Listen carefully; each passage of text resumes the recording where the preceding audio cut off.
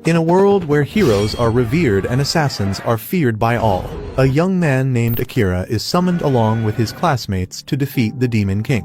While everyone believes that only the hero is special, blessed with absurdly high stats for his level, our assassin hides a great secret in truth. The assassin class is far more powerful than the heroes.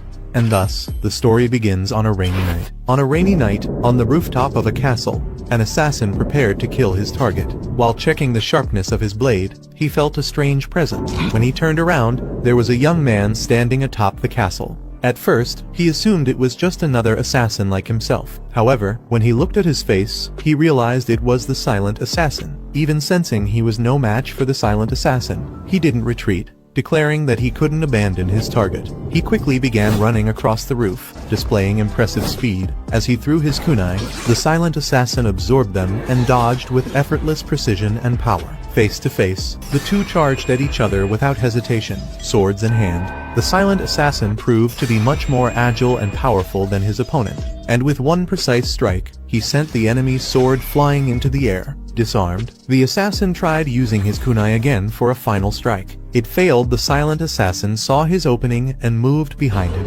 After several fierce blows, the man kept resisting as much as he could. But when he was finally struck down, his sword still falling from the sky landed right in his chest. After finishing his opponent, the silent assassin descended into the victim's room to kill them without mercy. At school, students chatted about sword training until one of them noticed Akira, who was reading something on his phone. He was interrupted by a classmate who asked if he also liked isekai stories. Akira replied that he liked anything he could read for free. He seemed like an introverted student who didn't enjoy attention. The others even admitted they barely remembered he was in their class. Hearing the students talk, Akira admitted he was surprised that someone had actually spoken to him at school, since no one usually noticed him. Suddenly, a dark blur appeared on the classroom ceiling. From it, several lines spread across the floor where the students stood. The lights turned purple, and Akira quickly realized it was some kind of portal. Later, he would learn it was a magic circle that teleported them to a palace in another world. When they arrived, the students were confused about what was happening.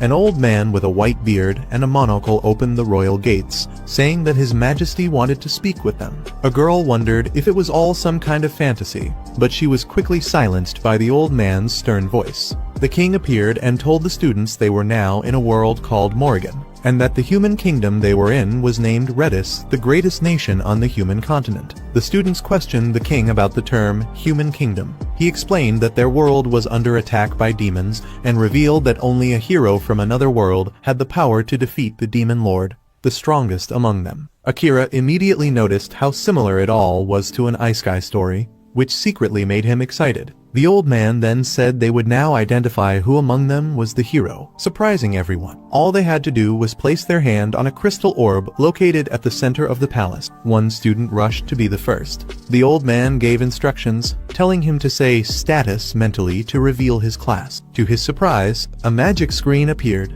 showing that he wasn't the hero. Still, the old man assured him that even without being the hero, he had good stats enough to become a legend one day. As the students went one by one, the old man explained that even without touching the orb, they could see their stats by saying status in their minds. Akira's classmate claimed to be a wind mage and asked Akira what his class was.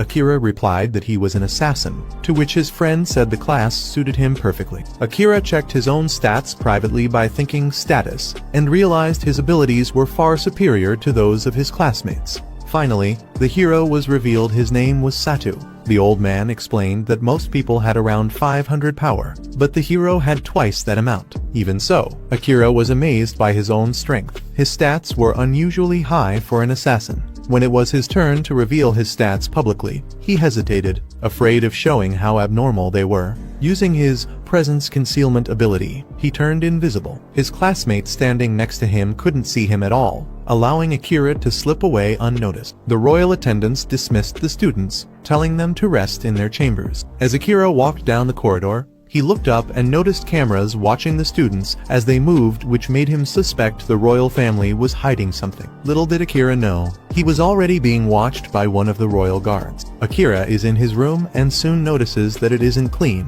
which actually makes him feel more comfortable.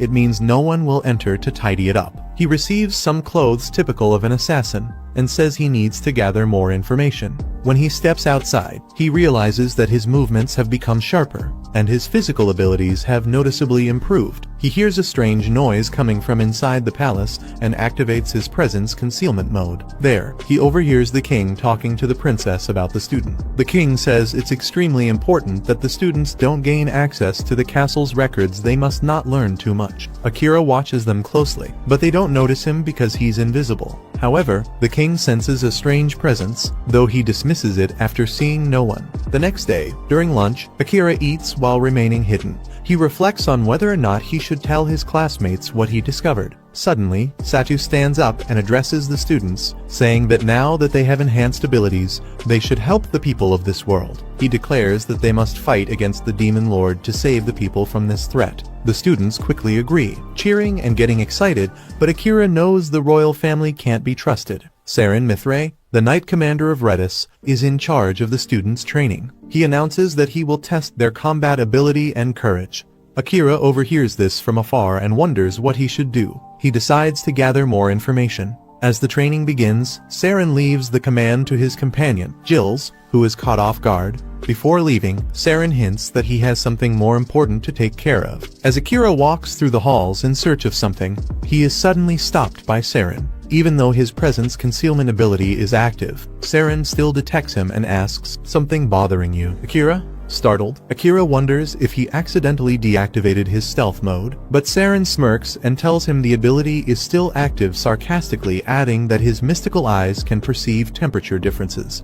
Akira prepares for battle, but hesitates when Saren assures him he won't report him to the king or the princess. He asks Akira if he's on their side. Saren admits that things are complicated even for the knights, but warns Akira not to tell the king anything. The two sit down to talk. Saren asks if Akira would like to see the king's secret records. Akira says yes, since he still doesn't understand anything about this world. Saren then asks how high Akira's presence concealment skill level is. Akira replies that it's at the maximum level, which astonishes Saren, though the rest of his abilities are still at level 1. Saren offers to help Akira train and increase his power levels, adding that there's nothing too special in the records anyway. Akira shows excitement about being in a world he used to see only in fiction, but he reminds himself not to lose focus. His goal is to return home to his family. He asks Saren if he knows how to return to his world. Saren admits he doesn't, but tells him that in any case, he must get stronger if he wants to make that happen. To go back home, Akira must stay alive. Saren offers him the chance to help him become an exceptional assassin. Akira, suspicious of free offers, asks for the condition. Saren replies that in exchange, Akira must tell him about his own world. Saren says he's hungry for new knowledge, and so the two form a partnership. Saren teaches Akira about their current world, explaining that besides humans and demons, there are also elves and beastmen, each living on separate continents. The two begin a skill training session. Saren explains that to raise one's class level, one must kill monsters.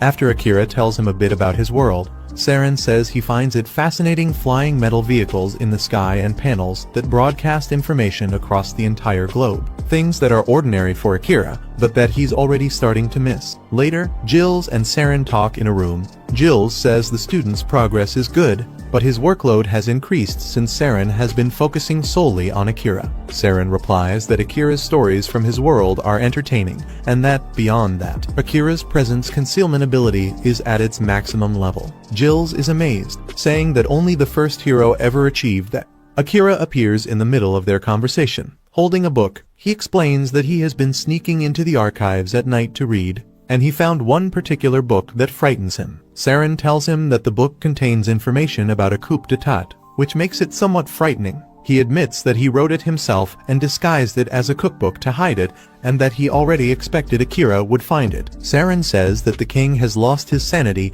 and is willing to pay a terrible price to change the rules of this world, and they cannot allow that. However, the knights still owe a great debt to the royal family. Akira says that, after reading the book, he realized Saren seeks a peaceful end to the reign. He adds that it would have been easier if Akira had simply killed the king when he had the chance, since he has no real ties to this world. Saren says Akira made the right choice by not killing him. The burden of taking a life is heavy. And even though Akira's class is assassin, that doesn't mean he is obliged to kill. He also tells him that if Akira truly wishes to return to his world, he shouldn't shed blood. Akira agrees, saying his family would be disappointed if he became a killer. Saren makes it clear that he deeply admires Akira and his decisions. He proved to be a man who isn't swayed by others, and only a strong man possesses that quality. Saren wishes for Akira's help to complete his coup before returning to his world. Akira says he will think about it. After a month of training, the students are sent to a great labyrinth called Cantinan. They are celebrated by the citizens as heroes. From afar, Akira spots a girl in the crowd staring at him. He quickly teleports behind her and asks why she's looking at him like that. The girl says they are treated as heroes, but they don't know what was sacrificed to bring them to this world. Akira, unaware of any sacrifice, questions her about it, but she turns her back, saying she has the feeling this won't be the last time they meet. Upon arriving at the labyrinth, they find it filled with traps and monsters to fight. Surrounded, Akira tells Saren it's time to retreat. Saren agrees, drawing his sword and unleashing destructive power, killing the monsters in their path. As they climb the stairs, they come across another group of monsters. Satu, remembering a grenade that repels monsters, tries to use it against them, but it has no effect, and a minotaur charges at them. Seeing this, Akira tries to leap onto the minotaur and stab it in the head, but his sword breaks. Akira retreats. The group looks desperate. Satu wonders who will save them since he's already injured. Akira replies that they don't need heroes, they can save themselves. Noticing something strange about Satu, Akira realizes he's been cursed. He immediately calls for a dispeller to remove the curse. To save himself and the group, Akira tells Saren he wants to try a specific attack. Saren agrees, and they prepare for execution. Suddenly, a light appears above the minotaur, and a burst of power strikes it. Behind it, Akira prepares his move. Akira's attack is called Shadow Magic. He opens a shadow beneath the minotaur, which tries to escape, but is pierced by black spikes and dragged into Akira's shadow. With Saren's help, Akira manages to finish the battle. Saren praises his excellent work, saying it was thanks to Akira that they survived. Saren admits he had never heard of this bonus skill Akira used. It's extremely powerful, but difficult to control, as it consumes a lot of energy. He warns Akira to use it only when absolutely necessary. Saren then gifts Akira a katana. Akira asks why he doesn't give it to the hero instead. Saren replies that the hero already has his sacred sword and the king would notice if he carried the katana, since it was stolen from the royal armory. Akira asks for the katana's name. It's engraved near the hilt in an unreadable language. On the blade, it says that it once belonged to the god of the night blade, and an inscription reads, "May this reach you, my successor, and guide you in your hour of need." The message sparks curiosity in both Akira and Saren. Saren says he has an idea who cursed Satu the princess. Akira goes after her and finds her casting another curse inside her chamber. He enters through the window and slices the cursed crystal in half. The princess demands to know who he is and how he dares enter her quarters without permission. He tells her she's nothing more than a witch who uses curses to control others. He asks her why she does it. She replies that everything she does is for his majesty. Akira questions why she follows his orders so blindly, but she insists she does everything for the majesty. Then he leaves. Akira later tells Saren that he was right, it was the princess behind the curses. Saren asks if Akira let her see his face. He says yes and explains he wanted to know what she was doing but couldn't get a proper conversation out of her. Saren reiterates that, at this point, she's nothing more than the king's puppet, and advises Akira to rest for the day, but not in the castle, because the princess will likely start cursing everyone except the hero. However, since Akira possesses an unknown status, she wouldn't be able to control him. The only way to resolve it would be through his death. Akira asks Saren if he plans to punish him for showing his face, but Saren lets it go, saying that everyone has impulses when they're young. Akira admires his maturity, saying there should be more adults like him in his own world. Saren jokes that Akira should take him along when he leaves, as he would love to see his world. At dawn, while Akira is sleeping in the forest, he hears noises coming from the palace. He heads toward the students' area, and Satu calls out to him, asking where he's been. Akira asks what's happening, and Satu replies that the commotion is about the commander. In disbelief, Akira rushes to Seren's body. A dagger is lodged in his chest, the very same dagger Akira had broken against the Minotaur's head. Everyone accuses Akira of killing the commander because of his disappearance the previous night. Akira suspects that the princess's curse has affected them all. Satu defends him, saying it's reckless to make such accusations. The king declares that, for supposedly killing Seren, Akira will face justice and punishment. Cornered by the guards, Akira uses his presence concealment ability and vanishes. Invisible, he goes to Jill's for information. Jill's tells him that the commander was actually killed by the king's personal assassins, the Night Crows, and that they are also hunting Akira. Seren had anticipated that something like this might happen and had set aside what Akira would need to escape. At the palace, the princess and the king talk. The king expresses disappointment that Seren fell so easily. The princess says she has finished casting curses on everyone except the hero, and now they only need an excuse to declare war on the east. The king orders the Night Crows to kill Akira. While fleeing to the labyrinth they had explored before, Akira recalls the conversations he had with Seren before his death. Seren had given him advice in case he ever needed to run, telling him to head for the dungeon, as there's no better place to hide. He also warned that water access there is limited, so careful planning is required. The dungeon is the best place to raise one's class level, since the deeper you go, the stronger the enemies become. Upon hearing that, Akira asks Seren why people in this world don't go to the dungeon to level up. Seren explained that the dungeon is too dangerous, and even Akira's presence concealment wouldn't work against creatures with sharp hearing and smell. However, if Akira managed to further develop his assassin abilities, he could mask his scent, his footsteps, and even his body heat, even though it's a difficult mission. Seren said it's all worth it once you reach class level 100. You unlock a special ability that guarantees your survival in this world. Before going to the dungeon, Seren told Akira to return once more to the Cantinan Labyrinth, where they had trained before,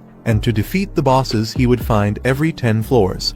Upon entering a boss chamber, Akira knows there's no way out until one of them is dead. Once he completes these challenges, his abilities will grow significantly. Following Seren's advice, Akira fights the boss in the labyrinth, but takes a heavy hit to the back. Even wounded, he's determined to return home and avenge Commander Seren. Despite the pain, he pushes forward, using his shadow magic ability again, the same one he used during training, and manages to defeat the boss. Exhausted and injured, he collapses after using the skill. Then, a light shines over him, and a voice speaks, saying he is now in recovery mode, and that the healing will require emergency mana reserves. At the palace, the students discuss defeating the Demon Lord. Satu seems eager to fight him as soon as possible, but the others are still in shock over Seren's death, convinced that Akira killed him. Satu notices his companions acting strangely and realizes it's because of the curse the princess cast, the same one Jill's mentioned. Since his companions refuse to go with him, Satu decides to go alone. But as he says this, he's surprised to hear some classmates volunteering to join him. Together, they leave the palace in search of the Lord. Outside the palace, Satu asks why they agreed to come along. Then he learns that one of the group members is the Dispeller, the same one who sensed her comrades were cursed and removed it. One of them, named Asahina Kaioyusuke, also admits that his own actions probably led to this situation. He vaguely remembers breaking crystals in an unknown room with that katana, a weapon he has no idea where it came from. Jills watches them proudly. Knowing he successfully carried out Commander Seren's orders, he wishes good luck to the heroes from another world. Asahina thinks of Akira, saying he needs to find him, revealing that the two already knew each other in their original world, and even while cursed, he failed to protect him. He recalls memories from the past, when he used to talk with Akira and learned that their sisters were friends. Akira joked, saying he hoped his sister would never find out about the things older brothers preferred to keep secret. When Akira wakes up in the labyrinth, he also remembers Asahina. Akira hopes that he's doing well and that his family isn't worried about him. As he stands up, Akira notices that he feels no pain, which seems strange since he had just finished his battle not long ago. He checks his stats and realizes they've increased dramatically after the fight. He thought his ribs were broken and that the poison had spread through his legs, yet he feels perfectly fine. His shadow magic had jumped 2 levels after using it just once, and he was learning to control it more effectively. Even without fully understanding what's happening, he moves on. In the labyrinth's corridors, he encounters a slime coming toward him. After slicing through the slime, a female body falls out and collapses unconscious on the ground, revealing a blonde woman dressed in white. Akira assumes she's an elf because of her pointed ears. Enchanted, he mutters that it's the most beautiful face he's ever seen. Faced with the situation, Akira considers using a strange ability he possesses called Eyes of the World, but he hesitates. The ability feels dangerous, so he decides not to use it. The elf finally wakes up, and Akira asks how she's feeling. She replies that she's fine. Since Akira's ability allows him to perceive the world in absolute detail, he can see her HP only 2% loss, and also realizes she possesses the same ability. This results in a spiritual exchange of information between them. The elf asks where they are. Akira replies that it's the 75th floor of the Cantinan Labyrinth. She asks what he's doing there, and he says he's there to level up. Akira knows she's seen his name through the Eyes of the World and calls her rude for not asking it directly. Feverish, she faints again. When she wakes up, the elf finds herself beside Akira, who's been helping her recover. He gives her food and tends to her needs. The elf notices the number 69 written on the wall and asks Akira what it means. He explains that he writes them down to avoid getting lost between floors, having previously told her they were on the 75th floor. He says he went down a few levels to collect more water. She then questions if he touched any wrong places while carrying her. He denies it and tells her to get some rest. The elf reveals that she's of royal blood and expresses her gratitude for everything Akira has done. Once she falls asleep, Akira also rests, keeping his danger detector active. When they wake, the two continue through the labyrinth. By the 80th floor, even after recovering, the elf still follows Akira. He asks her why, and she replies that she's simply going in the same direction. He makes it clear that from now on, she should protect herself. She responds that even though he has superhuman strength, she doesn't need his protection. As they cross the entrance gate to the boss chamber, a strong wind blows through, revealing a blue dragon that breathes fire upon them. They both run. Akira activates his presence concealment skill, but the dragon still senses him and strikes as he tries to attack. The elf explains that the dragon is tracking Akira's mana and tells him to disperse it throughout the area, a task that seems impossible to him. She tries to restrain the dragon using her magic but fails, growing impatient as the dragon prepares to strike again. Akira leaps onto its back and drives his sword into its eye, bringing it crashing down. Amazed, the elf asks what Akira just did. He answers that since he wasn't skilled enough to diffuse his mana, he used the surrounding mana instead. Suddenly, a radiant white light shines from the dragon, transforming it into a cat with dark fur and a crest on its forehead. The two are confused. The elf explains that it's still alive and possesses the extra skill metamorph. She adds that Akira would have had a much harder time if it had been a real dragon. This was a monster called the Black Cat. Akira asks how she figured all that out, and she replies that she used her Eyes of the World ability. She then asks if Akira uses his as well. He says he can't control it due to his low level, but she tells him he's simply rejecting the ability. Then, the Black Cat wakes up. He said that to play with them, he turned into a dragon he had once seen but ended up overdoing it. Akira is astonished by the cat's ability to speak. The cat explains that he was created by the Demon Lord and is nothing like those beasts that act purely on instinct. He's a creature of great intelligence. The elf sarcastically remarks that he sure likes to call himself intelligent. Akira replies, "Yeah, there are people like that." The Black Cat, belittling Akira, asks, "What could a brat under 100 years old possibly know?" Akira responds that the cat talks like a snob and should acknowledge his current situation, being too injured to even move. Akira threatens him with his kunai, but before he can act, the Black Cat says he has a message from the Demon Lord. He's been summoned to Volcano, the land of demons, and the Lord awaits him in his castle deep within.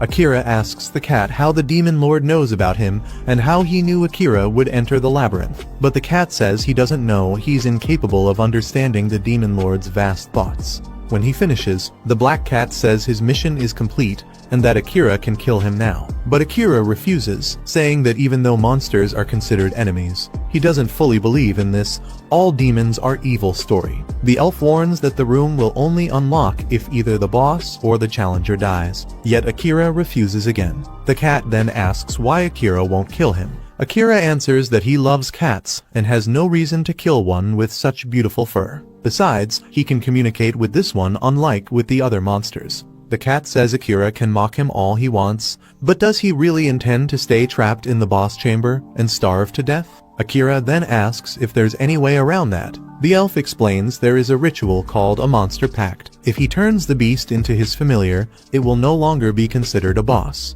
but the cat claims that's just theory. The ritual requires perfect mana control, something Akira clearly lacks as an inexperienced mage. The elf reminds Akira of his feats and says she believes he can do it. After all, only the first hero ever managed to defeat a monster the way Akira did. She tells him he's fully capable of starting the ritual, though she can't promise it will succeed. Akira asks what happens if he fails.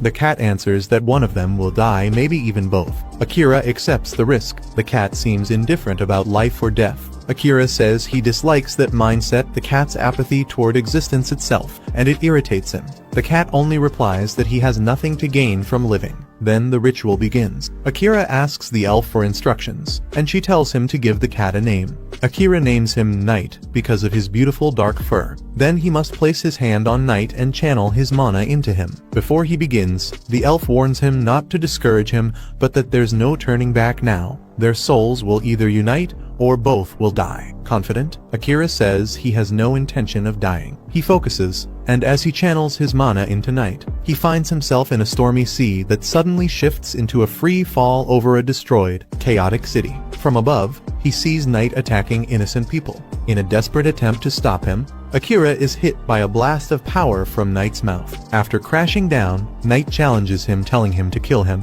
If his soul perishes here, his body will become nothing but a moving corpse. Killing him is Akira's only way to survive. Akira takes a brutal hit and begins to bleed. The elf, watching from the outside, realizes his body is in danger. He counters Night's attacks, but Night easily deflects them and retaliates with his claws. Before the blow lands, Akira deliberately throws himself onto Night's claws, offering his life. The cat can't understand why Akira would do such a thing. He says Akira only needed to kill him. Now, with a claw pierced through his chest, Akira still says he won't kill him because he knows Night never truly wanted to kill him either. Night insists he's a monster, but Akira challenges him, asking if there's any rule saying monsters must kill other races. Night replies it's not a rule, it's instinct. Intelligence doesn't erase that, but Akira knows Night is tired of living that way, and tells him it's alright, he'll take care of him. Around them, the hellish city transforms into a breathtaking landscape, under a shining sun, symbolizing the merging of their spirits and the ritual's success,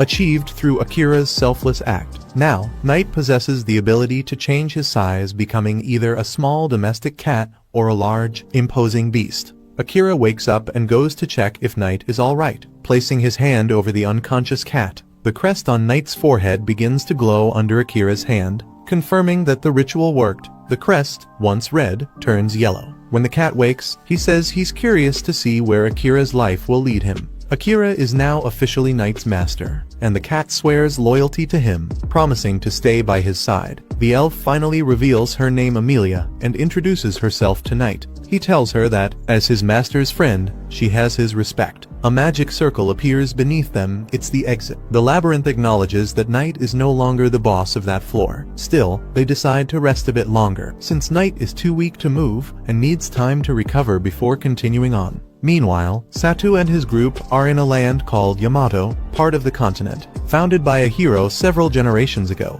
They stop to eat, amazed by the place, and are glad they followed Satu there. Yuki says she loves the Edo-like atmosphere of the region, while Shori asks if she can take someone's leftover wasabi if anyone has extra. She wants it all. Then Satu brings up a serious topic. They're running out of money and need to find work. The group suggests becoming adventurers, since they've already traveled across many lands on their way to Yamato. They decide to talk to the locals and buy some books to learn more about this world. When asked about returning to their original world, Satu says the fastest way is to defeat the Demon Lord. Since the king and princess were the ones who summoned them, they must know a way back. So, if they become true heroes, maybe they can negotiate with the royal family. They agree to gather as much knowledge and money as possible before heading to the demon continent. Asahina suggests that before they leave, they should reunite with Akira. His intuition tells him that Akira is much stronger than any of them, and that facing the demon lord without him would be dangerous.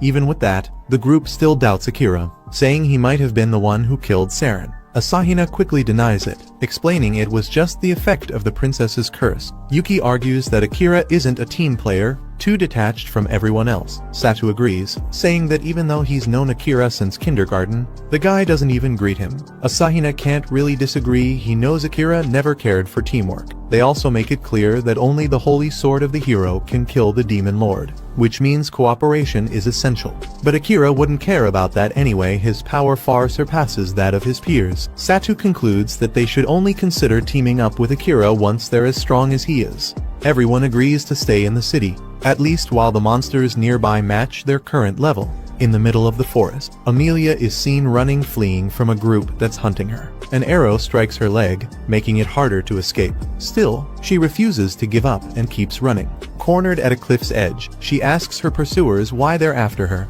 The elf leading the hunt only asks why Amelia is still alive. Just before being struck by a rain of arrows, Amelia uses her gravity powers to throw herself off the cliff, escaping death. She wakes up on a beach, gets to her feet, and continues her journey. But when she encounters a dark slime, it swallows her whole. That's how she ended up meeting Akira in the labyrinth. She tells all of this to Akira and Knight as they rest. Knight is amazed slimes don't usually swallow people, and the fact that she escaped is even more impressive. Amelia says she's thankful to that slime because it led her to Akira. Akira tells her she should go back to her homeland and set things right. But Amelia says she'll never return, she no longer has a home. It's revealed that the one who tried to assassinate her was her own sister. That's why she can't go back. Akira tells her that since they're family, there's always a chance they can fix things. He remembers his own sister. He has flashbacks of giving her a present, a new phone. Instead of thanking him, she feels guilty seeing how overworked and tired he looks. She tells him not to buy her things if it means pushing himself too hard.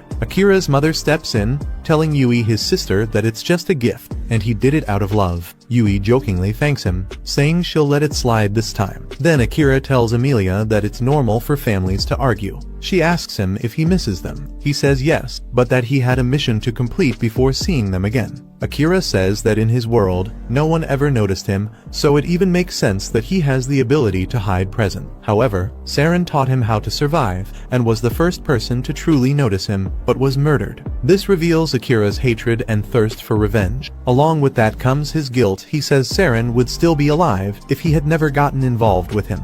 As he speaks those words, his powers begin to spiral out of control. His bloodlust becomes obvious. He declares that he will only leave that world after avenging Saren. After losing control, he apologizes to Amelia and Knight, who say they knew Saren. He was quite famous among the knights. Realizing he made things tense, Akira tries to lighten the mood by picking up his glove and waving it near the ground. Knight instinctively tries to grab it with his paw and asks what Akira is doing. Akira says he used to play like that with the cats in his neighborhood. Amelia, excited, says she wants to play too.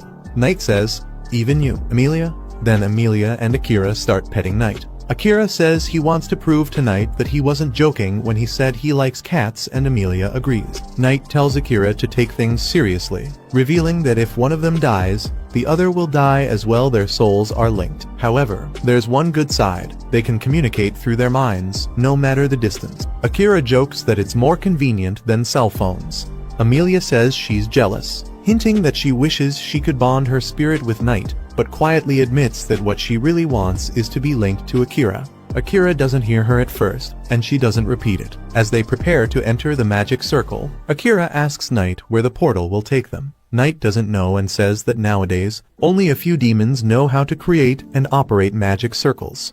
Akira says that once he gets his revenge, he'll visit them and make them open a portal for him, and he'll also tell the demon lord that Knight completed his task. Amelia explains that light blue teleportation circles take the user to where they wish to go, and if 3 people use one, it responds to the desire of only one of them. Akira realizes it's a gamble, there's no way to know where they'll end up. Amelia says it doesn't matter where they go, as long as she's with him. They stare at each other for a moment, but Akira jokes that she only needs him to get food. Then they step into the magic circle. As they enter, Akira wonders if his wish to return home could come true through it, but he quickly dismisses the thought, deciding he can't fulfill that wish just yet. Once teleported, they find themselves before a massive tree, which Knight calls the sacred tree. They realize they've arrived where Amelia wished to go in the forest continent, land of the elves. Even though they ended up far away, Akira says it's not a bad place. Amelia, however, is desperate. She didn't want to return there yet. At that moment, an elf aims an arrow at Amelia and fires. Akira saves her at the last second. He charges at the elf, and before the elf can react, he's already restrained, holding a kunai to the elf's neck. Akira tells him not to move, or he'll lose his head. They climb down from the tree,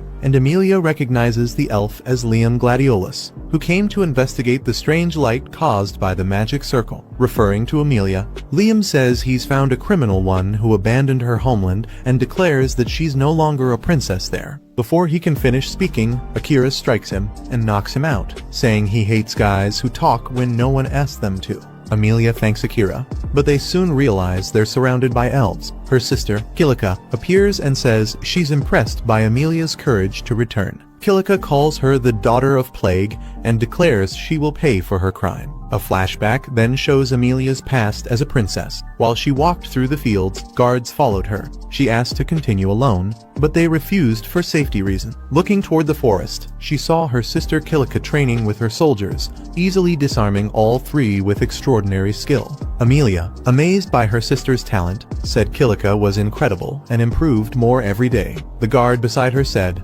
"As impressive as Kilika is, Princess Amelia, you are the one who will lead our nation one day."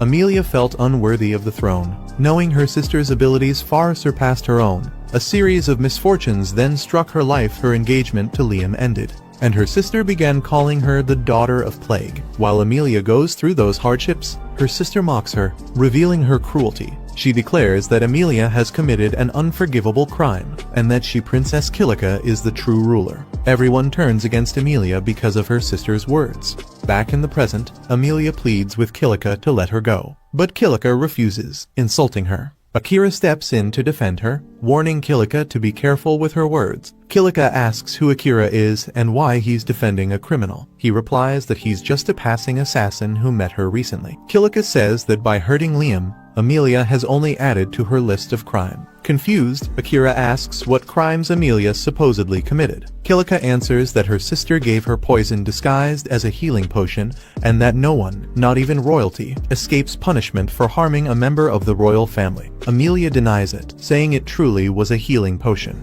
Kilika is offended by the accusation that she made it all up. She walks toward Akira, thanking him for bringing back a runaway criminal. As she gets close, she looks into his eyes and uses her ability to hypnotize him. Amelia becomes furious, shouting that Akira has the right to decide how to act and feel. She demands that Kilika undo the hypnosis.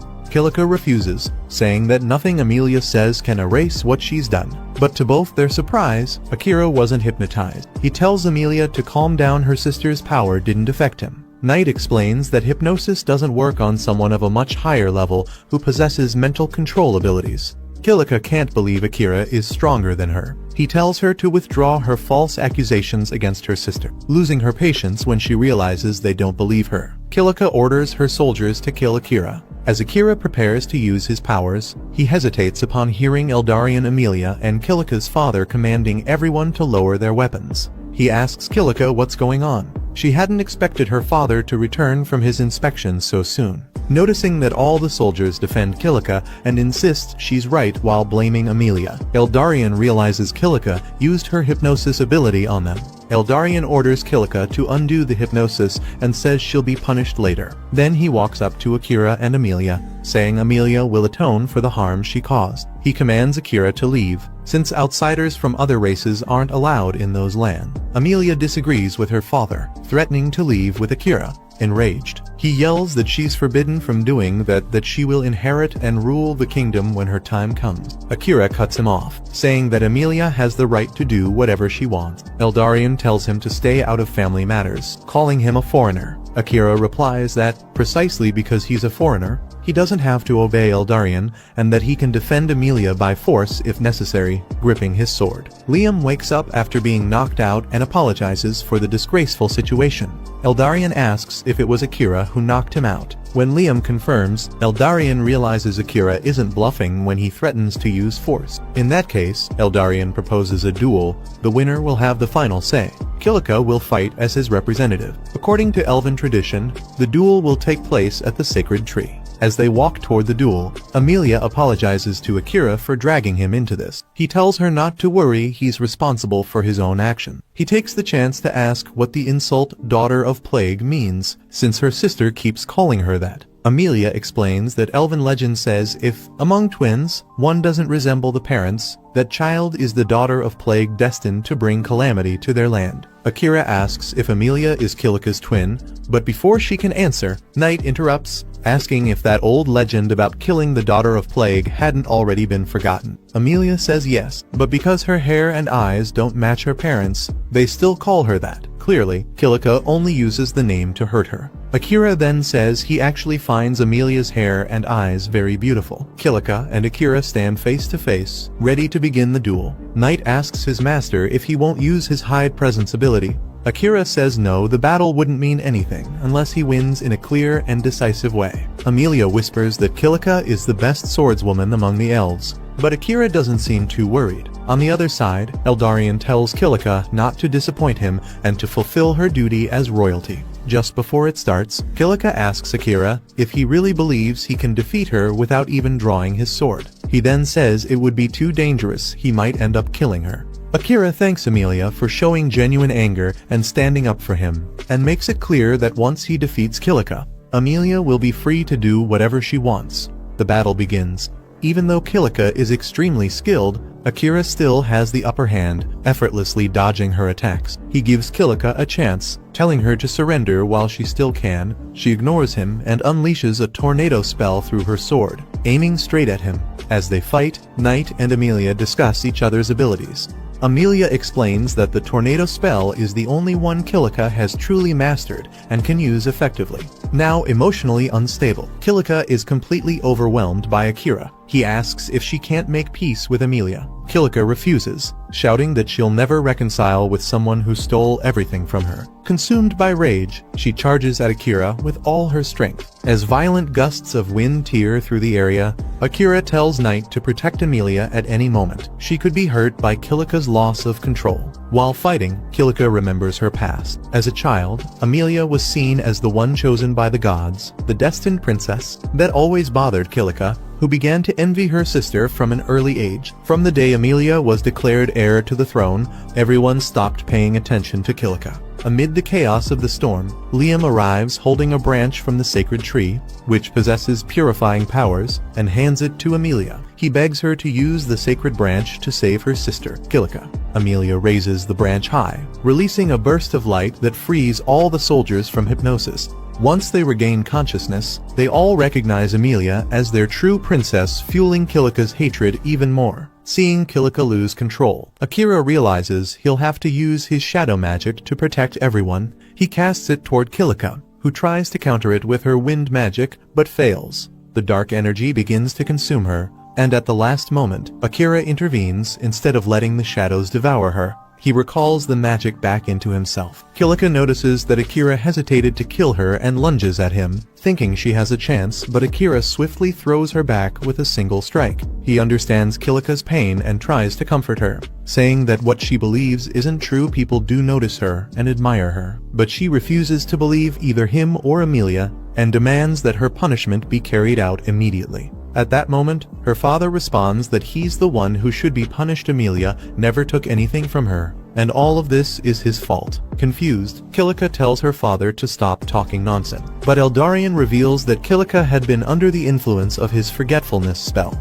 When he lifts the spell, she remembers her past, how she once trained with determination to grow stronger. She had gone to the entrance of the labyrinth, planning to hone her skills up to the 3rd floor. There, a mysterious figure handed her a strange orb, promising it would summon perfect monsters that would help her level up faster. Once inside the labyrinth, she threw the orb on the ground, and it spawned countless monsters far stronger than her. Terrified, she tried to flee, but the monsters chased her outside the labyrinth. Determined to protect her people, she stood her ground, distracted when she heard Liam shouting for her to take cover. As Liam reached her, a monster impaled him through the stomach. He died right there. Her father explains that, to save Kilika from the trauma, he erased her memory of that day, because guilt had completely consumed her. Fortunately, Amelia had learned 2 advanced magic abilities, gravity and resurrection, and was able to bring Liam back to life. The rejection Kilika felt came from everyone's fear that she might one day remember the truth. The atmosphere in the kingdom became tense,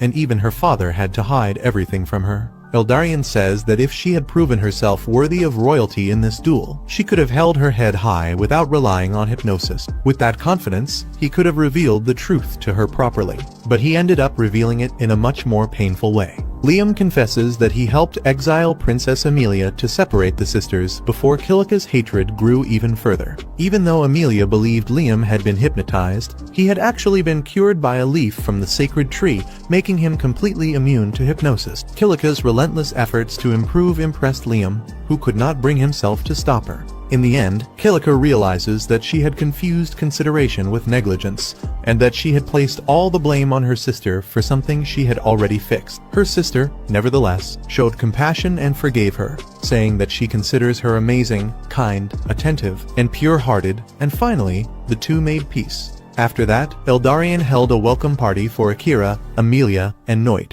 He made it clear that he was a man of his word, freeing Amelia to do whatever she wished. Eldarion asks Akira what his next move will be. He says that he will head toward the Beastmen continent. As his familiar tells him, it is the perfect place to acquire and maintain weapons.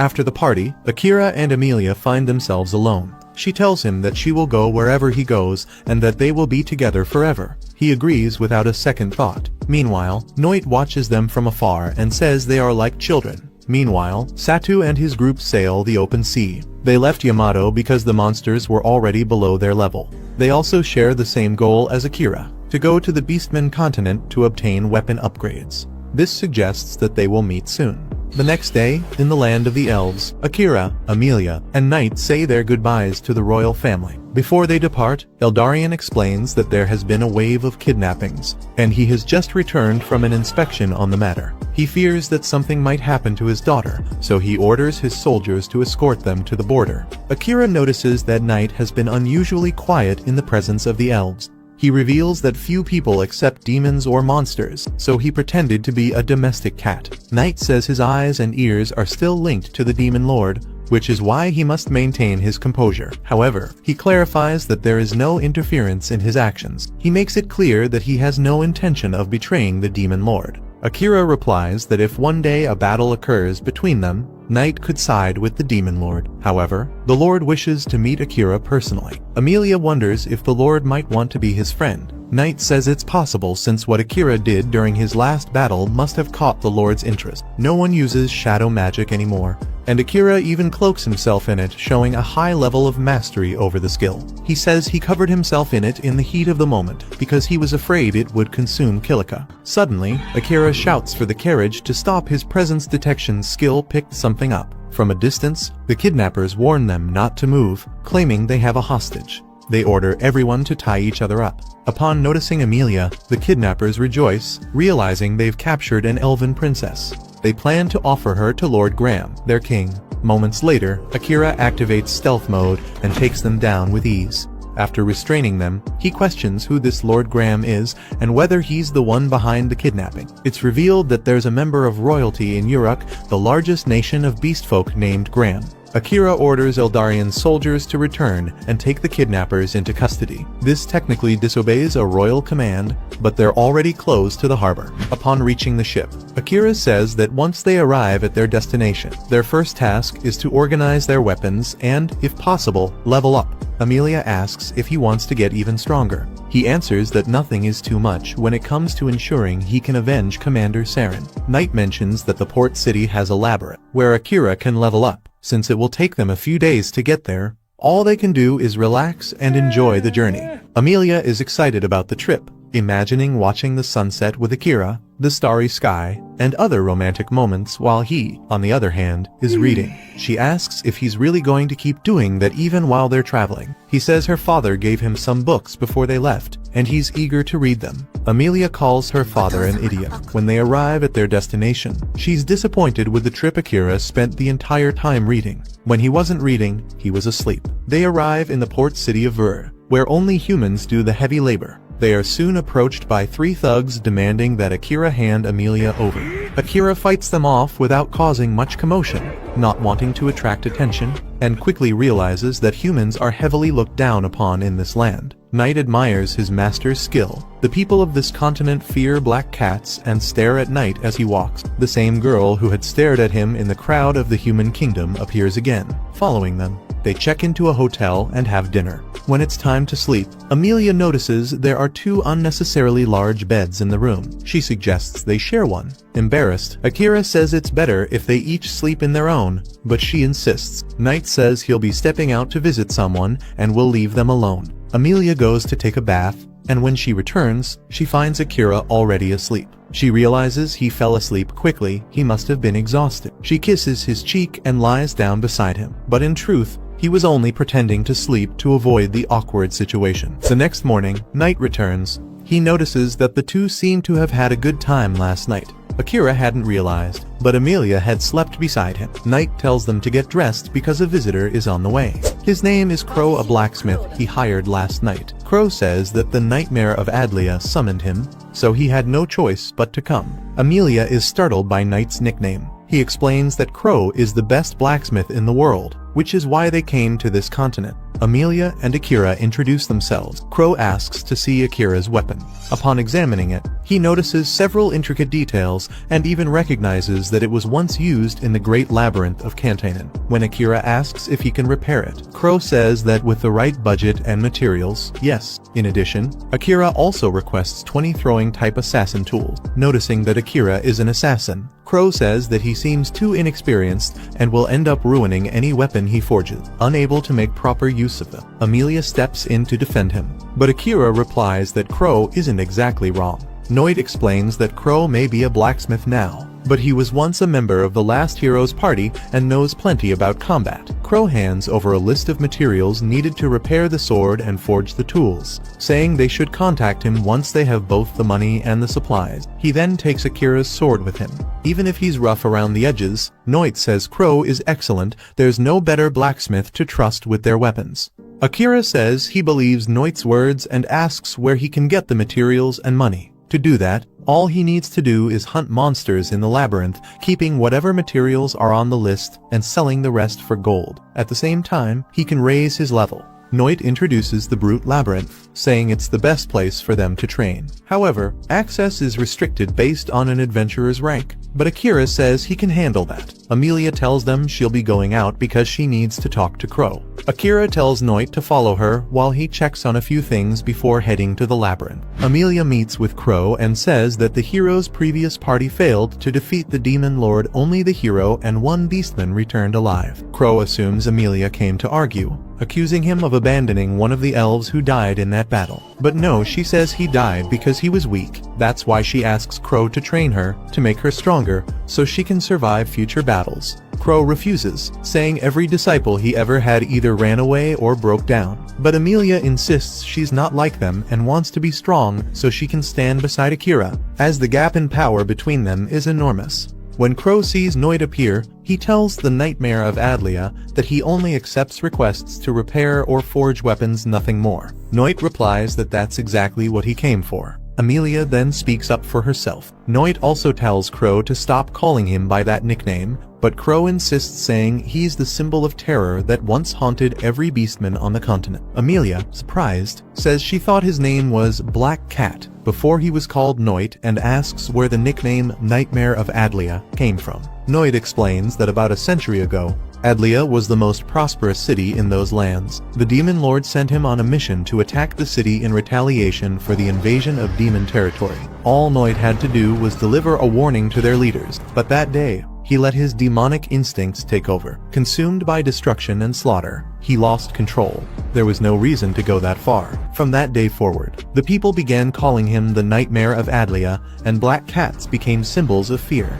Meanwhile, Akira was listening to everything through their mental link. Knight wanted him to hear it. When Knight once said that nothing good would come from him staying alive, it was because he was traumatized by that event, which had burned such thoughts into his mind. But he says he's different now, and as long as he serves Master Akira, that tragedy will never repeat itself. He may be judged for his past, but his life has been transformed even if he doesn't deserve it. Crow clarifies that he never held resentment toward Knight or the Demon Lord. They weren't the ones who killed his sister. After Noit left the city in ruins, his sister stayed behind to help those trapped under the rubble. But then a man in a carriage crushed everyone in his path out of fear that Noit might return. That man took the lives of his own people without hesitation, all for his selfish interest. His name was Grand Cluster. From the royal family, the same man Crow seeks vengeance against. Amelia asks if he ever got his revenge. He says no, because his sister wouldn't want him to follow that path. That all happened 100 years ago.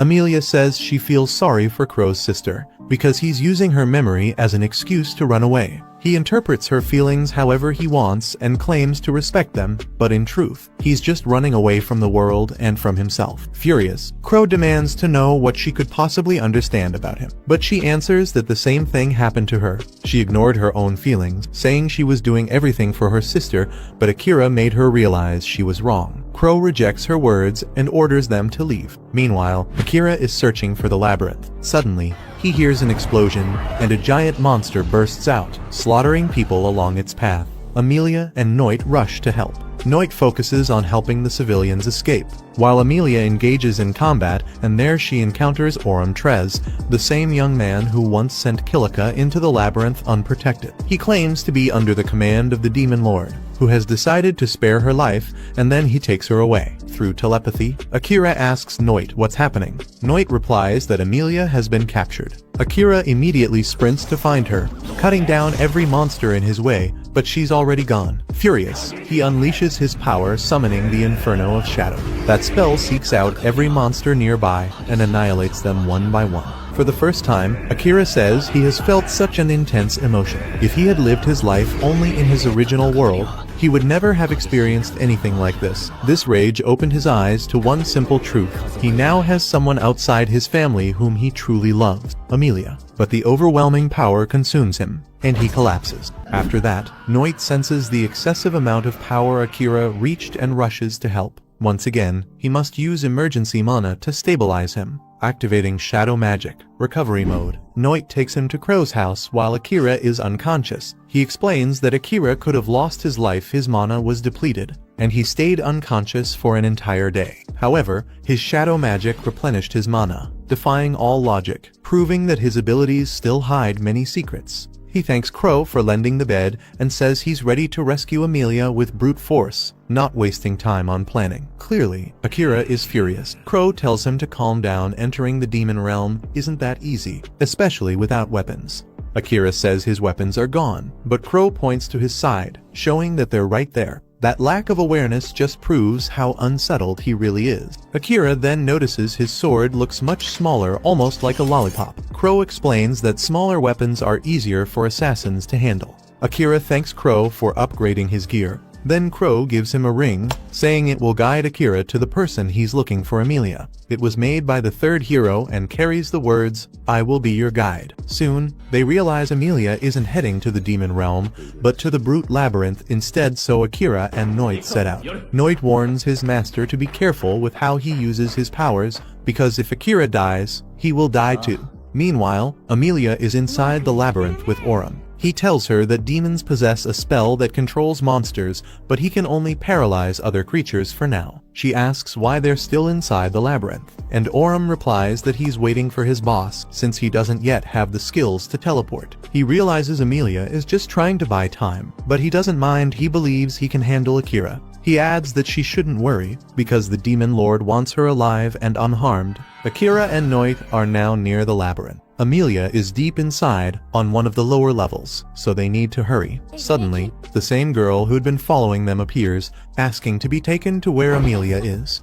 Akira is puzzled by how she knows this, but she says she used her scent tracking ability. Her name is Leah Lagoon, the first princess of the nation of Uruk, of the Beastfolk. She knew the Lord was after Amelia, but she wanted solid proof so Akira would believe her. He uses his ability to make sure and discovers that she isn't lying. However, he runs into some spiritual barriers that prevent him from using his skills. She reveals that she can use those barriers on others as well, which could be useful to protect the group from magic. The Demon Lord wants Princess Amelia because of her resurrection magic, so the three of them set out together. Meanwhile, Amelia questions whether demons aren't already immortal. Orem admits he doesn't understand the Lord's intentions either. Then, he makes it clear that Akira will die by his hands, and that she'll cry just like Kilika did when Liam died. Akira asks what Leah was doing in Redis on the day he met her. She says that a slime devoured her family and everyone in her village. Someone modified the slime and released it into the wild, so she's been searching for them ever since. The royal family adopted her for her protective abilities. Then she began investigating the slime deaths and discovered that many other villages had also been consumed. Those lives were used in the ritual to summon the hero. She says the blame doesn't fall on them, but on the king and princess. Akira replies that he doesn't trust the words of royalty and seeks revenge. Noit adds that the demons haven't sought war for over a century, yet everyone still treats them as vile creatures. Finally, they reach the labyrinth. They discuss the fastest way to get to Amelia's floor. Noit stops Akira from using his shadow magic so he doesn't wear himself out. He says he'll transform to speed up the process, but can't guarantee he'll stay in control. He might hurt Akira or get consumed by his instincts. Akira tells him he'll take care of him. After Noit transforms, he charges forward, annihilating everything in his path. Akira calls his name, keeping him grounded in control. Mentally, they continue their earlier conversation. Noit explains that the first Demon Lord attacked other races as revenge for being exiled to the volcano continent. From that moment on, the Demon Lord was labeled the root of all evil, and anyone who defeated him would be hailed as a hero. The root of it all was the prejudice against the demon race. That same hatred led to the murder of the Lord's wife. She was killed in her sleep, not by a hero, but by some fool who wanted attention. Before that, he was kind, loved his family, and cared for his people. Akira thinks it's a tragic story, but even so, the Lord ordered Amelia's abduction, and he'll pay for it. However, Noit insists that not all demons are the same. Some only want peace. They finally find Amelia, and Leah casts her barrier to protect her. Having overused his powers, Noit says he won't be able to move for a while. Akira is determined to protect Amelia, and he makes that clear. Even though Noit tells Orem that Akira must be taken alive to the Demon Lord, Orem says his orders were different. The two begin to battle. Akira gives it his all but keeps getting hit repeatedly. Even with Leah placing barriers on him, the demon's spear is strengthened without those shields. A single strike would have been fatal. He realizes he hasn't landed a single blow on Orem, so he resorts to his shadow magic, summoning several beasts that charge at him. Orem then plays his flute to summon other monsters under his control. Leah casts her barrier to protect Akira, saving him at the last moment and destroying the monsters. Orem has nowhere left to run, yet Akira hesitates to kill him. Suddenly, Nihiro appears from a portal, a demon of the second rank in the hierarchy, far stronger than Orem. Disappointed that Orem lost to a human, Akira questions himself, wondering whether he should have ended the battle in blood. Face to face with Nihiro, Noit tells Akira not to fight him. It's noticeable that his powers are superior, and Akira notices the pressure, so he can't let his guard down. Nihiro throws Orem, saying he's not capable of fighting, and Orem thanks him. Nihiro begins the attack, destroying Leah's barrier and causing Noit to lose his size. He says his focus is in Amelia, but even so, he launches an attack against her called Marionette, which knocks her unconscious to provoke Akira. Akira gets furious, and Nihiro says he only made it easier to carry her. He feels intimidated by Akira's murderous gaze, which shows he's prepared to kill him at any moment. Noit tells Akira not to become emotionally unstable. On the other hand, Akira realizes that even though he's angry, he doesn't have much of a chance and should prioritize saving Amelia, not fighting. Nihiro didn't know he would have to intervene just to kidnap a little princess. To conserve his energy and time chasing Akira, he creates barriers to prevent him from escaping. Without his shadow magic, he is unable to use his abilities and fight at full capacity, leaving him with no way out. Nihiro asks if Akira's name is written the same way as Oda Nobunaga's, and if they use the same kanji. This makes it clear to Akira that his opponent also comes from the same world as him, making him question why Nihiro would have allied himself with the demon. Nihiro, in turn, states without hesitation that he will kill him and take the princess. The two begin their attacks. Even exhausted, Akira uses what remains of his magic. Nihiro finds his powers interesting, but notices that he is in economy mode mode because he is out of mana. Even wanting to see Akira at his maximum power, he cannot waste time, so he will end this quickly. Knight interrupts them, saying that he has recovered his mana. After Mahiro asks if Black Cat is fully on Akira's side, he replies that he is and doesn't intend to return to the Demon Lord's side. Mentally, he tells Akira that he wants to annul the pact. They can do it if they both want. The only way for them to get out alive is with Knight's sacrifice. Akira ends up refusing verbally. Mahiro notices they are speaking in secret and says it will be their last conversation, so he will wait for them to finish. The two continue arguing, and Akira says that if they work together, they have a chance to defeat him. They entrust their lives to each other. Even though Knight tells him not to do anything reckless, he persists. Suddenly, he uses his transformation to become the only person who can rival Mahiro, who is impressed to be face to face with the deceased sage, Saren Mithray. Knight says he can't hold this transformation for long, and they both have to be quick. He uses the Celestial Hammer ability, which will fall upon whoever wants to harm his master. Mahiro scoffs at the exaggeration, and the Hammer of Light is easily blocked when he uses his barriers. Akira swore that this ability would cause havoc. After that, he even throws a lightning storm at them. After donning his shadows, Akira goes for hand-to-hand combat. Even with Knight's help, Mahiro manages to hold them both at the same time. While they fight, Akira says that if Saren were still alive, they could fight together like this. This thought filled him with immense sadness and ended up hindering the battle. Knight says that his transformation is ending, but Akira replies that the fight will end now. When trying to use his barriers, Mahiro fails, and Akira mocks him. But that wasn't the ability he was using. He bewitches Amelia, making her pierce Akira's chest with her own hand. Desperate, she apologizes, and he says it wasn't her fault. Knight realizes it was the marionette spell, and Mahiro explains that this ability can extract 100% of the target's power, even making them stronger. Akira continues fighting against death, saying he can't die now. He won't let Mahiro take Amelia. He still has to avenge Commander Saren's death and return home. His body reacts, again using his shadow magic. Recovery mode. Mahiro realizes he's tough and tries to hit him while he recovers. However, his magic ricochets, and Akira's healing is complete. While levitating, he activates his combat mode, and a voice says his target is the demon Mahiro Abe, magic artisan. He is terrified by Akira's power, but wants to destroy him quickly. Healed, Akira manages to fight spectacularly, trapping him in his magic. Again, the voice tells Mahiro to cancel the spell cast on Amelia, but he refuses, saying that he will not obey a human, for demons are far superior. The voice tells him that he should not underestimate humans, even if hard work does not always pay off. Akira won't give up. Irritated by the lectures, he tries to strike Amelia again, throwing thorns at her and trapping her legs. At the last second, Akira protects her, but they are both saved by Crow, who undoes the magic,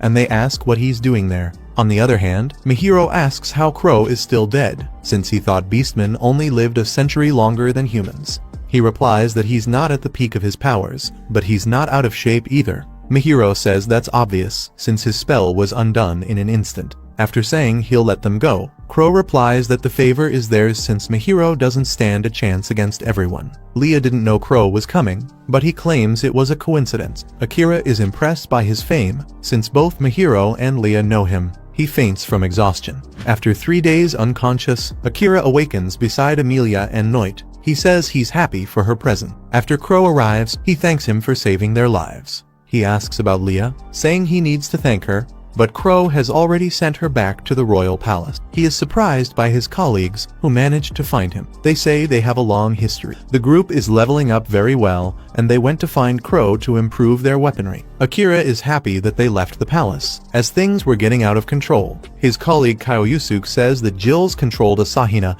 and made him break everyone's curse. Asahina apologizes, saying that even under the curse he should have done more for Akira. Kyoyusuke's curse was broken by Akira in his encounter with the princess at the palace. He didn't know who she was, but receives thanks. Kyoyusuke says he's upset that Akira left alone, but he knows the situation didn't allow him to stay. While they are having dinner, Akira asks if Jills is alright being away from the palace. He replies that he is, as he is no longer a knight. He was dismissed when the king noticed that his order had become a nuisance. Asahina couldn't wait to see Akira and asks if they can continue as a team. Noit interrupts and refuses, saying he is the only partner his master needs. The two begin to argue, and Noit dislikes Asahina's tone, as if he already knows him. Akira interrupts the argument, saying he is relieved that everyone is alright and asks what everyone's plan is from now on. Satu replies that the objective is to defeat the Demon Lord. Noit says that this idea is a bit absurd, and everyone revolts against him for attacking Asahina and Satu a day ago. Akira asks Noit for privacy, who, even reluctantly, agrees to leave. He asks why this objective, if they want to become legends or something similar. Satu says no, they only want something to negotiate with the King of Redis and return to the original world. Shori says that if they were summoned by them, they can be sent by them. Finally, Satu wants to know if they will be helped, since everyone knows Akira's strength. Asahina begs Akira to fight alongside them. However, there are several problems with this, as he believes there is no way to make a deal with Redis, since they use curses to control people and even killed Commander Saren. Satu asks what other problems he sees. Then he remembers the sacrifice Leah mentioned and the lives consumed as part of the summoning ritual, but he doesn't tell his colleague. In any case, Akira is against trusting royalty. The group questions what other choices they have, and if he doesn't want to return as well. Amelia feels bad hearing that Akira wants to go home, and this is evident on her face. Meanwhile, he explains that second-degree demons can build teleportation circles, and there's a chance this could take them back to their world. At some point, he'll go to the demon world to give Mihiro a beating, but there's something that needs to be done first. Asahina asks how they can help, but there's nothing they can do at the moment. Even if Akira joins them, he won't babysit anyone because he's not a babysitter for men. He only makes choices that give him a better chance of returning home. He notices Amelia leaving and leaves with her. Jellies says he needs to discuss the weapons request with Crow and leaves as well. The group questions Akira's words, but Satu continues to think they have a better chance of returning home with him. Yuuki wanted some commitment from him, since he didn't seem to care much, but they know that's just his personality. Akira will only accompany them if they prove their worth, even if it's difficult. He goes to see Amelia. She says she's sad because one day they'll have to separate. Even knowing it will happen, she's afraid that day will come. Again, she apologizes for almost killing him, but he says it wasn't her fault. Even though she nearly went crazy thinking he was dead, she was glad he wasn't. Besides, when he returns to his world, he'll forget her, but at least the scar will remain. She wonders who would think that, since it's such a horrible thing. Akira says he's not good at easing pain with words. Amelia just wants to be important to him, but she doesn't know if she is, because not even the eyes of the world can see into someone's heart. Furthermore, people can change their minds in an instant. He says he doesn't know what he really wants, even though he can't predict the future. Couples in his world who vow to stay together forever wear rings on their ring finger. As a gesture of love, he cuts his finger into a ring shape and says he loves her. If that makes her happy, he'll leave scars on his own body. No problem at all. She hugs him tenderly, her eyes filled with tears, and says she loves him in a way he could never have imagined. Now they both share this scar, and he says he will do everything he can. She wants him to promise that he won't die, forget, or leave her, and that he will only have eyes for her. He accepts her wishes, and they kiss on the cliff. However, every year, the winner of this contest disappears. There are rumors that they are trafficked on the black market. Numerous adventurers confirm this, making the information credible. They realize that if they manage to capture the criminal responsible, Oda Akira would finally notice that they are useful. Everyone agrees that it's a good idea and worth trying. They head to the city of Mali, which is responsible for the contest. The group mentions that the girls wanted to go, so they thought of inviting Princess Amelia, but she only agrees because there are food stalls. Additionally, they invite her to the beauty contest, saying that the prize is amazing. Upon arriving in the city, they notice a crowd. Amelia hopes that the contest prize is some kind of food. Noit comments that it's possible. Since the beast men love food, Akira notices that she is genuinely excited about the festival. From a distance, they see a young woman grumbling to an attendant, calling her prejudiced. Curious, Akira asks what is happening. She introduces herself as Lati and says it's unacceptable that demons are banned from the beauty contest. Noit recognizes her from somewhere. Meanwhile, Akira notices that she doesn't convey the power or aura of the previous demons. She asks him to talk to the organizers so she can participate. Jealous, Amelia intervenes between them. The attendant immediately notices that it's Princess Amelia of the Elves and readily accepts her. The princess complains to Akira, as he seems to be melting for another woman. He says he isn't, and Lati apologizes. After that, she continues insisting to be allowed in the contest, since other races can participate. She claims that elves are the biggest cheaters because they are all beautiful. Amelia remains jealous. She has nothing against the girl, only against Akira looking at her butt. He intervenes, saying he will stop her if she tries anything. The attendant can allow it if the princess's group agrees to take responsibility. Everyone agrees, and Laddie notices Black Cat. He says he now goes by Noit. She then realizes that they made a pact. Akira asks if they know each other, and Noit responds that he will explain later. Amelia and Laddie resolve things quickly, agreeing to enjoy the festival before the contest. Laddie goes through the streets asking for votes, leaving her autograph on those who agree to vote for her, written in the language of the hero of legend. Everyone rushes to line up in front of her. Akira notices the commotion she caused and asks who she really is. Noit responds that Laddie is very unique, whether she is a demon or not. Amelia says she doesn't seem bad. Akira notices that Amelia's opinion is also quite unique. From afar, some girls recognize the silent assassin. They run away in embarrassment when noticed. Crow says that Akira is famous in the region. When he defeated those monsters with dark magic and restored peace to a city plunged into chaos, many eyes were on him. Akira admits that he was very conspicuous for an assassin, and everyone knows that's what makes him interesting.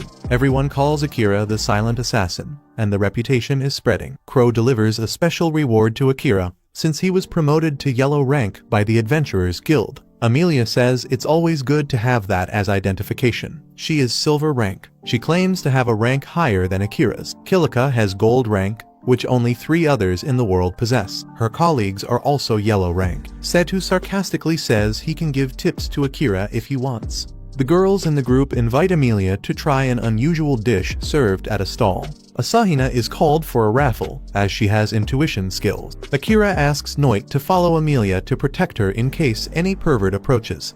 Everyone makes way for Black Cat to pass. Akira wonders how Amelia made friends so quickly with the girls. Crow replies that the journey was long, and she seems very sociable, unlike Akira. Crow doesn't seem like the type to care about festivals, so he is asked why he came. He reveals that his sister's wishes aren't the only reason he hasn't taken revenge. Even if he doesn't show it, he has aged a lot. Beast men age in a way that doesn't show outwardly. The man who killed his sister is protected 24 hours a day. Killing him isn't easy, because numerous mercenaries guard him. Upon mentioning the name Graham Cluster, Akira remembers the kidnappers who served that same king. The fact that Amelia was attacked as soon as she entered the country was because Graham sold information to the demons. This man can consult the list of everyone entering and leaving the continent. In other words, Graham Cluster caused problems not only for Crow, but for Akira as well. Additionally, Crow says he discovered that the group was in danger thanks to the magical crystal on Leah's staff, which alerted him. Even though Akira is grateful for being saved, he doesn't understand why Crow is bringing this up now. Crow replies that he saved them so they would owe him a favor. Then he requests a mysterious job from Akira. Leaving him stunned, Crow knows he won't get an immediate answer, so he waits. Soon, they are interrupted by Jills, who says they need to arrange accommodations as soon as possible. Crow then shows his influence in the region, saying that if they mention his name at the contest, they'll get more comfortable seats to watch the presentation. Akira teases, asking if everyone owes him a favor. Crow responds that that's how things work. The contest begins, and because of Crow's name, they secure an entire box. Asahina comments that Akira is now famous and standing out, but he is ignored. The participants go by, and it's Amelia's turn. She is the favorite to win the presentation, and everyone is impressed by her beauty. The last participant is Laddie. She makes a triumphant entrance using a blue stone.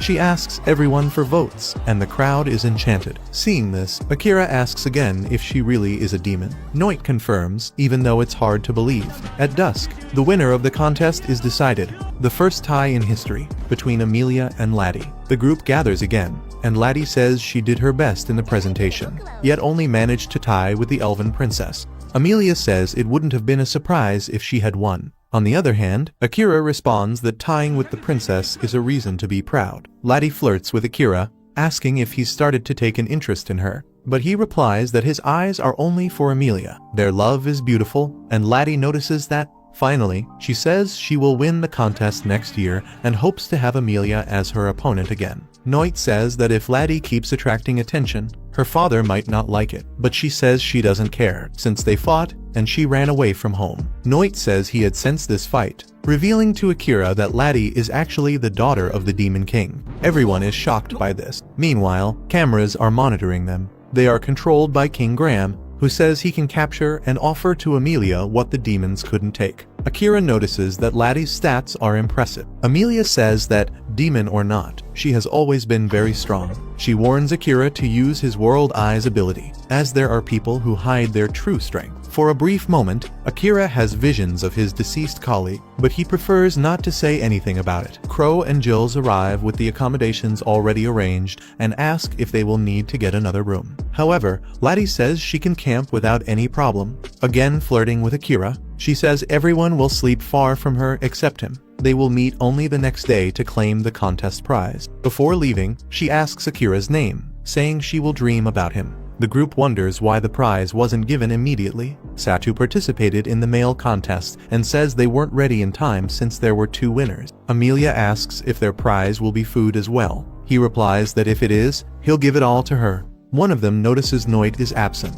but Akira says he just went to do him a favor. The group happily goes to take a bath. As the day has been great, Amelia asks if Akira wants to bathe with her. He refuses, missing another chance, since he cannot enter the women's bath. Even though she insists, saying he can use the conceal presence skill, he refuses. Crow reminds Akira of the job he requested. Amelia pulls him to the room. There she says he hasn't slept in days and keeps refusing rest, so she uses magic, forcing him into a deep sleep. Returning to the hall, she asks what the 2 of them had discussed and what the job is about. Crow only offered a job, but Amelia doesn't want Akira to do anything by force. Crow replies that Akira was forced not to kill the demon. Even though he wanted to, he didn't because of Amelia. She says Crow can think what he wants, it doesn't mean it's true, and his choice not to kill is his own. Crow has no intention of forcing him or changing his mind. The decision is Akira's. Additionally, Crow says that one of the only reasons Akira almost killed was because of Amelia, which makes her reflect a lot. The next day, Akira is still asleep. Amelia and the group go to the city to claim their prizes. She talks with Laddie and says she didn't expect Akira to sleep so deeply. Satu stays alert, since the traffickers must be keeping an eye on the prize collection spot. Asahina is grateful that Akira didn't come, otherwise they would have missed the chance to show their potential. Shori warns the group about Laddie as well, since not much is known about her. Upon arriving at the location to collect the prize, they notice that it's a rather strange place. Suddenly, 3 armed men appear, threatening Princess Amelia. They state that she must accompany them because King Graham wants to see her. Amelia insults the king, calling him the leader of the kidnappers and a scoundrel who would kill his own siblings to save himself. There's no way she will go with them, so the ninjas are forced to take her by force. Using her gravity powers, she pins them to the ground. When questioning what Graham wants with her, the kidnappers remain silent. According to them, they were only given orders to take her. Noticing that she is being deceived, she increases the weight of her gravity. Having lived decades longer than them, she won't be fooled easily. One of them finally speaks, saying that most of the contest winners had their organs removed and sold after being kidnapped. Even though rumors spread, King Graham always suppresses the case using money. Every year it's the same thing. Furious, she increases the force of her gravity again, imagining the worst might have happened. About to kill them, Laddie stops her by hugging her from behind. Even though they are criminals, she cannot kill. Amelia insists, saying it's not murder if it's done in a duel. But Laddie continues restraining her, saying that all people, even villains, have their stories. No one has the right to end those stories for them, so she will not allow anyone to be killed in front of her. Akira sees everything that's happening, immersed in a deep sleep. His mind is connected to her mana, having been enchanted by her magic. Finally, Laddie makes it clear that if Amelia really wants to, she can kill.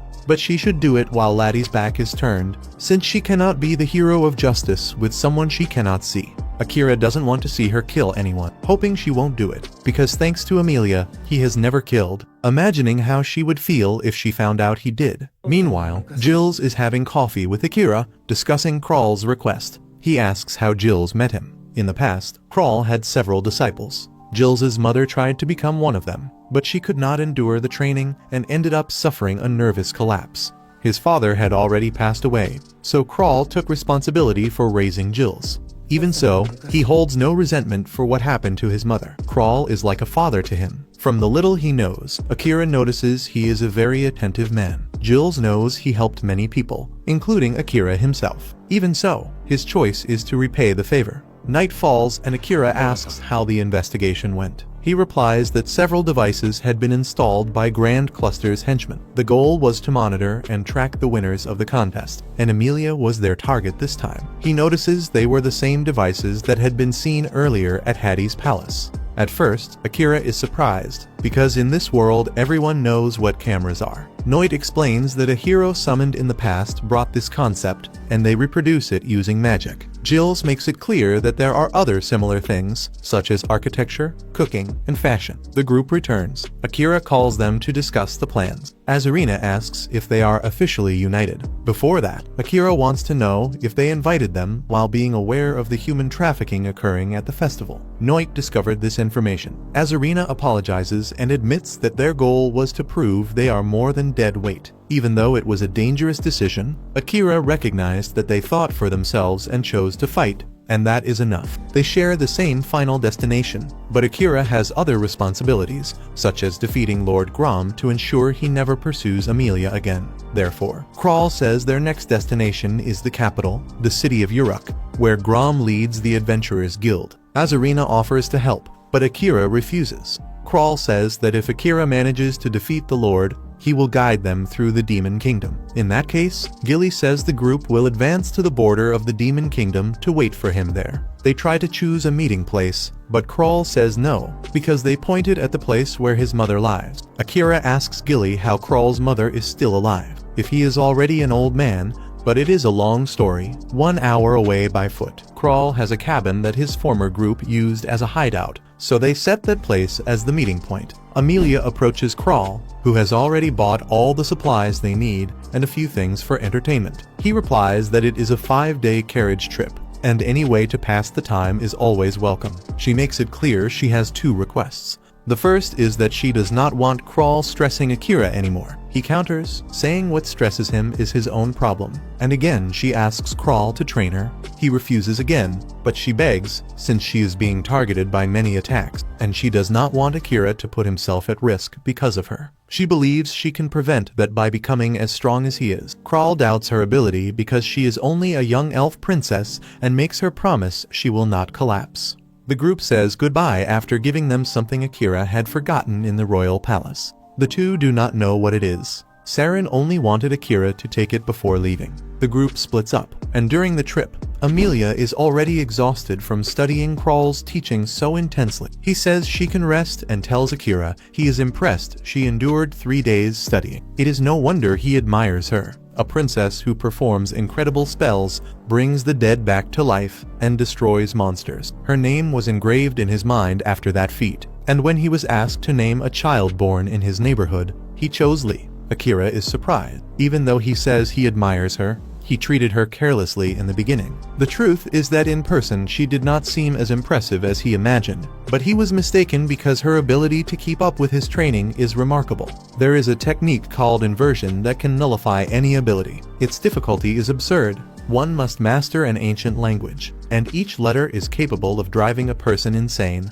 and if she becomes too involved, she ends up losing her mind entirely. But Princess Amelia responded by creating a new comprehension skill, something only she is capable of doing. Akira is impressed that Crawl managed to learn alone. He says he had a lot of time on his side. Beast men live twice as long as humans, but his mother drank a strange potion while pregnant, making him live twice as much as normal. Crawl cannot stand living so long, even though he wants to avenge his sister's death. The pain remains overwhelming. While this is happening, Akira cannot put himself in his place, since he will live at most 100 years. Even so, he knows it is not easy. While Noit was conducting the investigation, he found the letter on the roof, and she asks what he is doing there. Noit replies that he is only carrying out a task at his master's request. She picks him up in her arms, saying she will help. They finally arrive, and Amelia is enchanted by the scenery of the city of Uruk.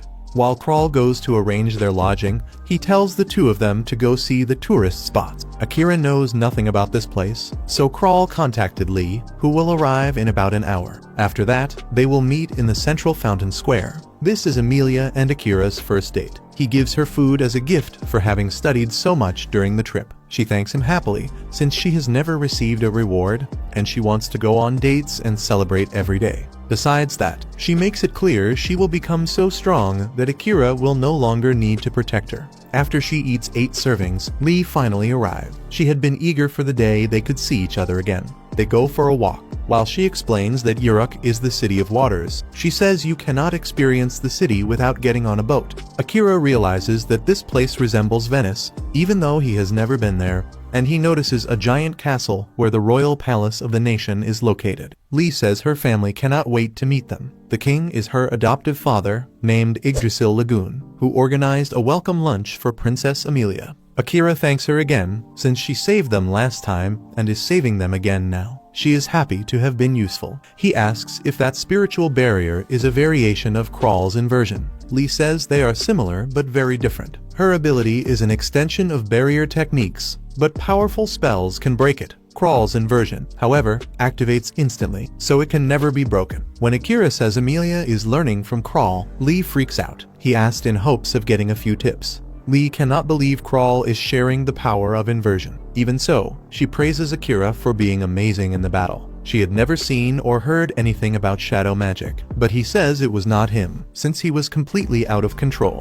They finally reach the palace. The king says lunch will be served soon, so they go straight to the point, adopted or not. He thanks them for helping his daughter. Amelia says Lee only had problems because she was kidnapped, and the ones who helped were Akira and Krall, not her. In that case, the king thanks Krall as well. Akira waits for a thank you but receives none. The king has a request for Akira, who came to this world through the hero's summoning. Akira says he can accept depending on the details. Angering one of the henchmen with his lack of respect, the king tells him to calm down, because he will explain. The task involves assassinating a target, and in exchange he will have guaranteed safety in this country. Akira refuses immediately, but the long-haired man reveals the target, the cursed Grumn. The king notices Akira knows him and explains that he demoted the lord from minister to master, keeping him away from public affairs, but he hired mercenaries and is doing whatever he wants. If he is not controlled, he will destroy the crown's entire reputation, so help is needed. Akira answers that this is the king's problem, not his, since he came from a peaceful land. The king asks whether Akira's priority is not everyone's safety. He replies that he can protect himself very well, and protect everyone he loves, and he does not need protection from someone weaker than him. The henchman says Akira is too arrogant. Even if he is the so-called silent assassin who killed 100 beasts, he is not immortal. Amelia intervenes, threatening the henchman since he is being extremely offensive. Akira stops Amelia, saying he can prove his strength without her help. The henchman urgently demands a duel. The king accepts, since it has been a long time since he last saw his royal knights fight. They prepare for the duel. The king's knight is half horse, which is quite disgusting. Akira asks Amelia to hold his blades, since he does not need to use them. The knight notes that Akira is very arrogant for wanting to fight unarmed, and he charges with his weapon. Akira sees that he has strength and speed, but nothing out of the ordinary. The assassin tries to end the battle as quickly as possible, breaking the knight's weapon and putting the kunai to his neck. In the end, Amelia tells the king that he must never order Akira to do anything. The king replies that he is completely disgusted with Amelia for dating a human despite being an elven princess, since she should know she will live much longer than he will. The king leaves, ordering his guards to take them out of the palace. Akira realizes Amelia is downcast. She says he was incredible, while he is happy to have managed to prove his power. Amelia thanks him for showing her the world. Akira knows she is the one who chose to travel with him instead of staying with her family, and he is grateful for that as well. Amelia wonders how he always says exactly what she wants to hear, and she begins to cry, saying that if he dies, she will die with him. He tells her to stop with that dark talk. They arrive at the hotel, and Akira notices it seems very expensive. Krall says the owner owes him favors, so they do not need to worry about the cost. Amelia says the bed is big and soft, perfect for sleeping with Akira, and she calls him to lock themselves in the room, but he refuses, losing another chance. He picks up a book to read as usual. Krall says that watching Akira reminds him of a man he once knew, someone who also had an insatiable hunger for knowledge. He absorbed knowledge that no one thought would ever be useful in life. Eventually, he became known as a great sage. The man mastered both magic and the sword, and his name was Saren Mithri. Akira is in disbelief as Krall continues, saying that the commander was killed. Akira says he will avenge him one day, and that he met him at the palace. Krall reveals that it was not the Night Ravens who killed Saren, But Grum's group, Saren, would still be alive if it were not for the Lord, increasing even more Akira's bloodlust and his desire to kill him.